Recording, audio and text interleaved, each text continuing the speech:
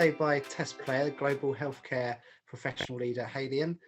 Tess, last time we spoke to you was actually back in February for our podcast. And back then, it had just been announced that Haleon was going to become its own entity, separate from GlaxoSmithKline, to lead the consumer healthcare division.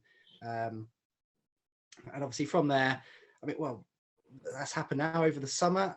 How has the transition to Haleon been, and what have been the biggest challenges you faced? So James, hi, and hi to all your listeners, readers. It's great to be here today, so thank you for having me. Gosh, it's been busy, and we've done quite a lot. So yes, we last spoke in February. We were talking about it just being an idea of this standalone company, whereas of course now we are.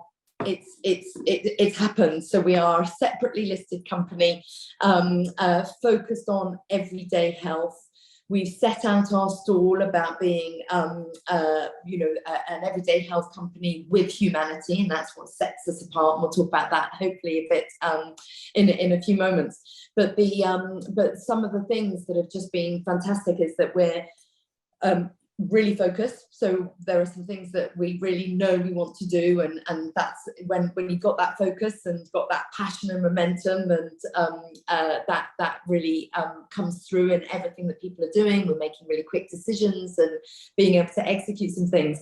But we do have to remember we are only a few months old, and so the awareness of Haleon will build, and that's obviously a journey that we're going to be on, and so much of the work it's so important to us that so much of the work that we do through our brands that everybody knows, like Sensodyne and Polydent or Kariga, depending on where you are in the world, that we continue to be really reassuringly, boringly consistent on those, so that people brushing their teeth, wanting the great advice, dentists looking to us for the latest innovation, can be reassured that that's all coming from the same factories with the same rep that walks in the door and the same information.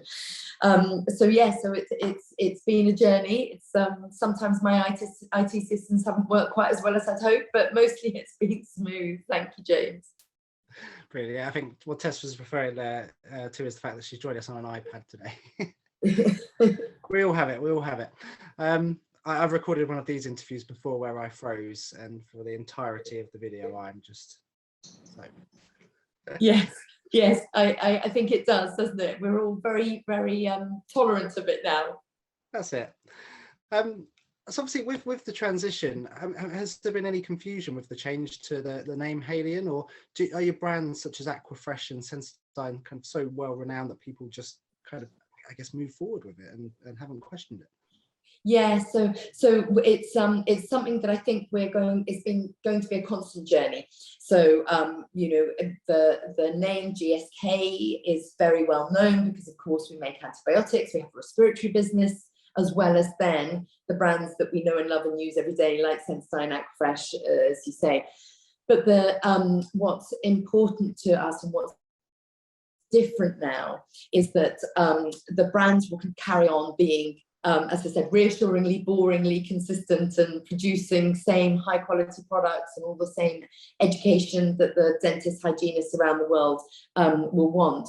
But what's different, and what the research showed us before we launched Haleon, is that because we're now focused and dedicated on everyday health versus being part of a bigger pharma company, is that there's an expectation that we'll do more.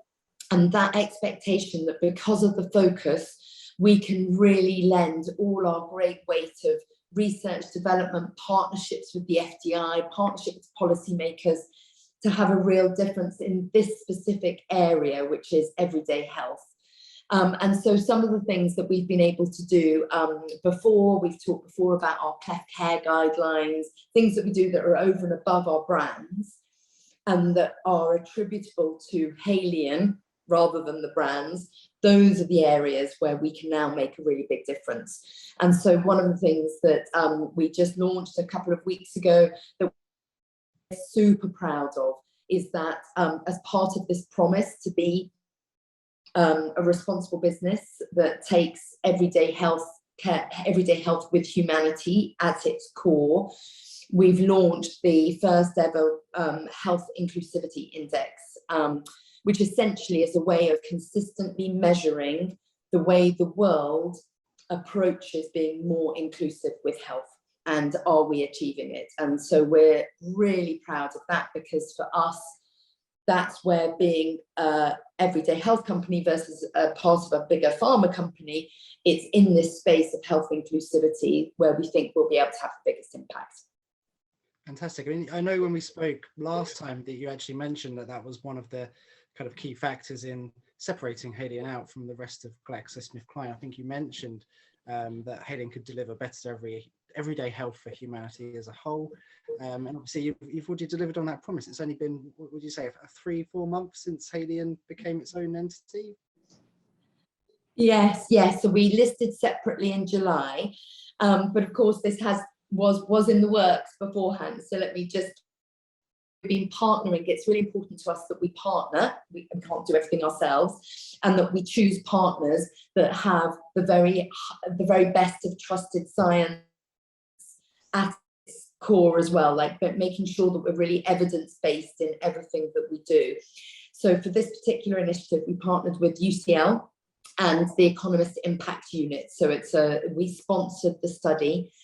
We worked first of all with the lead academic David Napier from UCL, and to set out what already existed in the space of health inclusivity, and we were really surprised that nothing was there.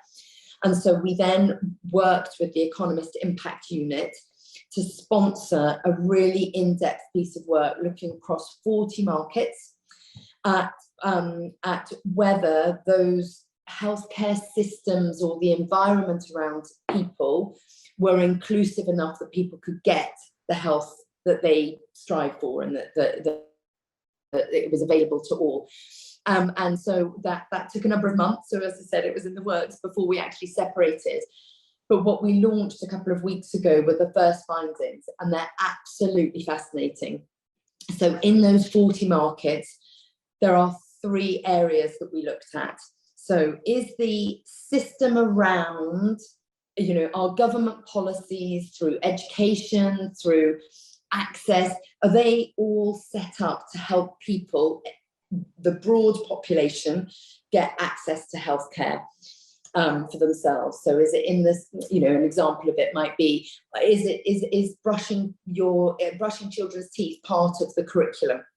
That sort of thing. So that was domain 1. And then domain 2 is all about the formal healthcare systems. So were pharmacists, dentists actually set up to be really inclusive in their health?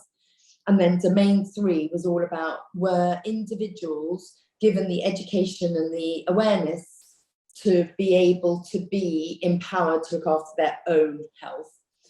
And the findings were maybe not that surprising, but it was really good to validate it, where basically the more inclusive an entire health system was, the longer people lived and the healthier they were in those lives that they, the longer lives that they had.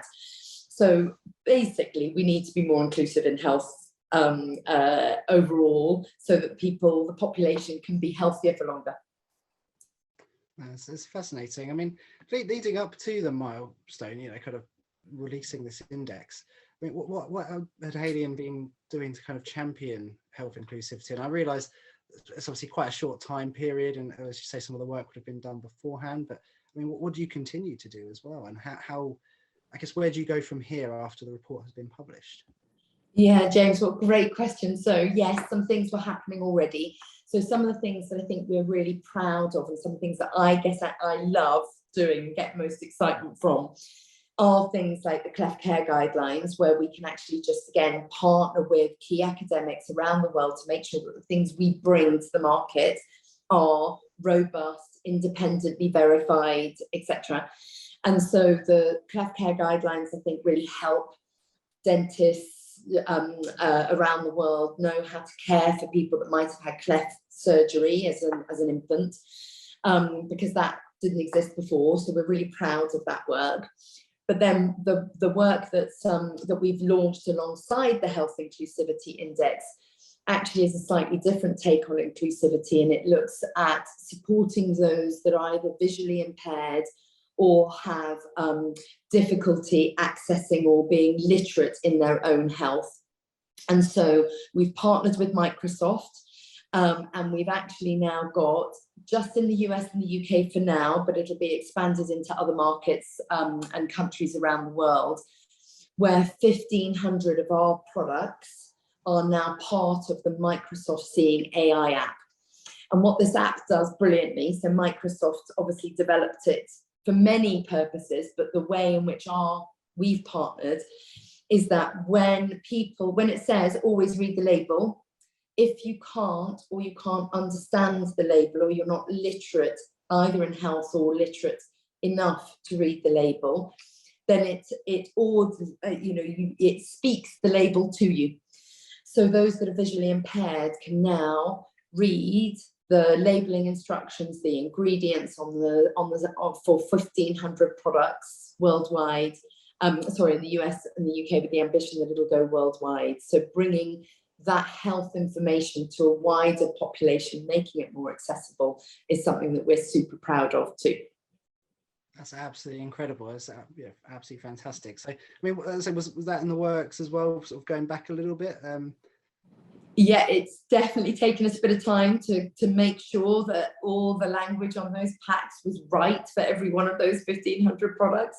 But it was always intended that it was part of that wider promise that Everyday Health with Humanity was about bringing greater access to everyday health, making sure that it was so more accessible, more inclusive, and more sustainable, were the three things that we were, that were core to who Haleon, this new company, were going to be.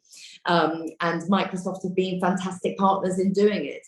And actually the advertising for it, so always read the label, even when you can't, went live in the UK last week. And we'll be running a media campaign for that between now and Christmas, and the same in the US. So hopefully getting the information out there that the labeling instructions are now available for a wider audience. And that goes obviously for dentists, but also pharmacists as well, where so many of our OTC medicines are, where those labeling instructions are similarly important. Is it something that will be kind of marketed towards the consumer directly as well?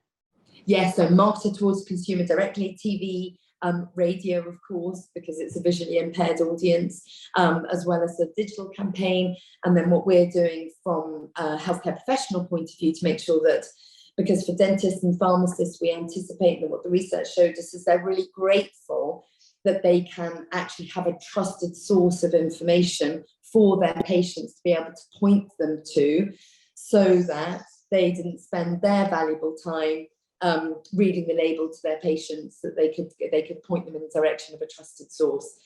So yes, so that will be going to consumers and to experts over the coming weeks. And then, as I said, our ambition is to make sure that we extend that to other countries around the world. Yeah, super exciting. It's so exciting. I said, going back to our conversation in February, it's almost like you were setting out the manifesto for Haleon back then, and now here we are a few months after you've kind of, I guess, well, demerged yourself from GSK, and here you are already delivering on promises. You mentioned, obviously, boring and consistent. I mean, it sounds like you should be running the country. Yes, James. I couldn't possibly comment on that, of course, but one of the things I think that we find so is there are lots of benefits of being part of a pharma company, and I think obviously the way in which we conduct our science, we'll hold ourselves to really high pharma standards in that way, and we've carried through so much of that now to being Haleon. But the things that we can now do on top of are the things that are really exciting. And we're just a slightly smaller company now, which means that it's much easier internally for us to just latch onto the couple of key things that we want really, really well. And then just, I suppose, a little bit of a sneak preview, like I gave you in February for the Health Inclusivity Index. One of the other innovations that's coming down the pipeline for us is more dedicated really to the expert healthcare professional space that we're really excited about, because what we see is say, coming from a pharma company, you know that science and evidence-based, research is so important. But what's also really important is that because everyday health, rather than pharma drugs or oncology or HIV, is there such an enormous part of what the patient does that drives behaviour. So obviously our listeners, readers, dentists and hygienists know you can tell if a patient isn't brushing between visits, right? So that patient behaviour is so important to them getting the health outcome that we want them to have, which is to be healthier for longer.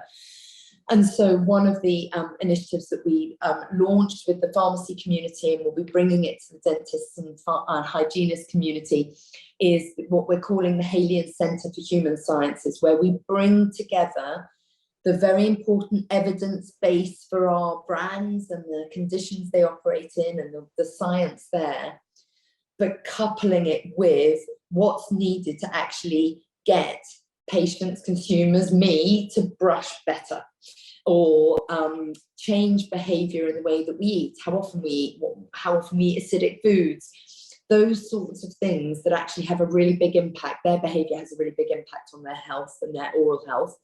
So bringing those two things together to create interventions, I suppose is the best word for it, tools, techniques for both the healthcare professional and the patient to use, so that together they can get to those better outcomes. So science plus behaviour.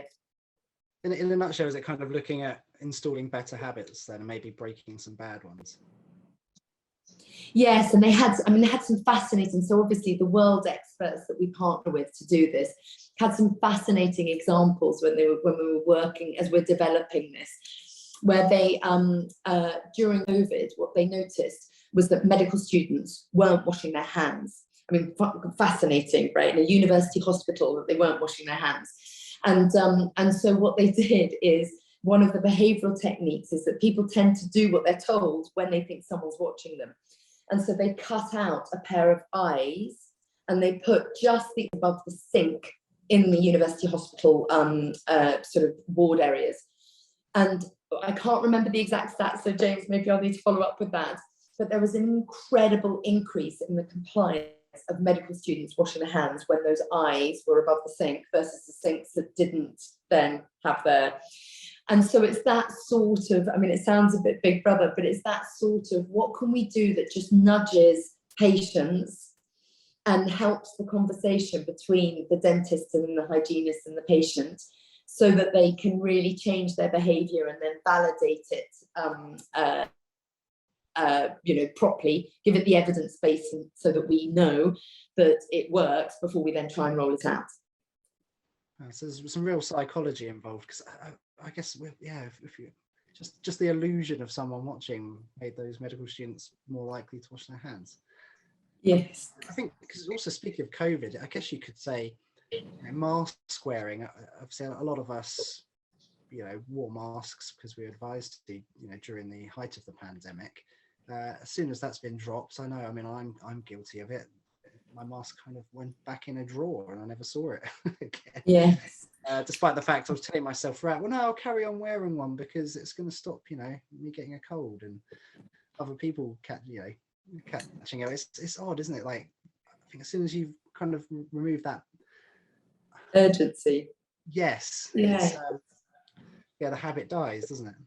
Yes, and I think what's so interesting for us is that, when the things we see through COVID with dentists and hygienists, they're so much of their world was already so the importance of aerolized bacteria in the surgery, making sure that they were doing deep cleans.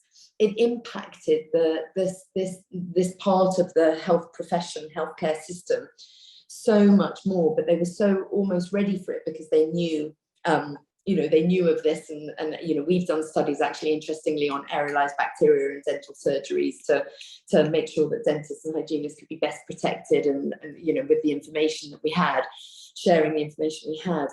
But I think it's important to stop every now and then and go, okay, which of these things make a real difference either to the professional or to the patient in their chair, in their surgery?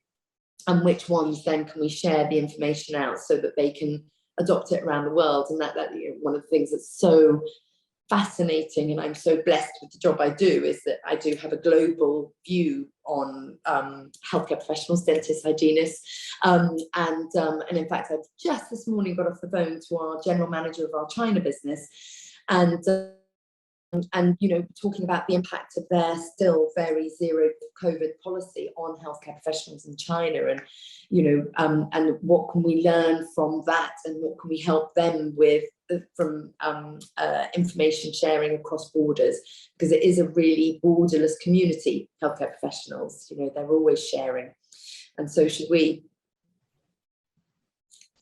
That's fantastic. So, I mean, is there anything else, anything else in the pipeline, or anything else about Haleon that I guess our listeners should know now that you're a few months old? Really look out for the Haleon Centre for Human Sciences. We're really hoping that will be something really tangible and useful for daily healthcare professionals, these tools, these interventions, to try and get that conversation between dentists, hygienists, their patients to be even more productive. But the other area is, of course, going back to the Health Inclusivity Index. It is just an index at this stage. So at the moment, it just tells us the differences between countries about how inclusive they are and the impact that then has on health and health outcomes. But what then needs to happen is, of course, year on year, we'll do this longitudinal index. And what we'll be able to do is start putting in place some things that hopefully will start to close the gap in inclusivity. And so some of the areas that are particularly important for healthcare professionals is obviously the area of literacy, which is why for us going after Seeing AI was such an important first step. Was because what we see is the more literate, there's so much information out there, isn't there, that says the more literate somebody is, the more health information you can give them that they can receive, the more able they are to be empowered to take after their own health better. And that really is what we're about as an industry partnering with professionals. We want general population to be in charge of their health and feel like they're empowered to make good health decisions. So I think coming down the line, what we do with the Health Inclusivity Index is the thing that we're focused on next, is where can we have the biggest impact, given that we are at our core an advertising, marketing, communication organization, aren't we? We make products and we communicate them. So we're pretty good at communicating and advertising and persuading, creating communication that persuades people to look after their health. So I think that's the area we'll see us. Would love to come back and talk to you about, James, in the future. Definitely. I mean, it sounds like this, I say it's a very exciting time at the moment for Haleon. So I'm very much looking forward to speaking to you again about what else you've been up to, and obviously using the forces of marketing for good, which is fantastic. Yes, brilliantly said. So James, thank you again for your time. It's great to see you. We really appreciate you joining us, Tess. We understand exactly how busy you are. I'm sure everyone watching and listening knows. So thank you for speaking with us today. Brilliant. And we'll see you next time. Yes, when we've got something new to share, we'll give you a call. Absolutely. I'm sure we'll be speaking to you in 6 months. Take care, James.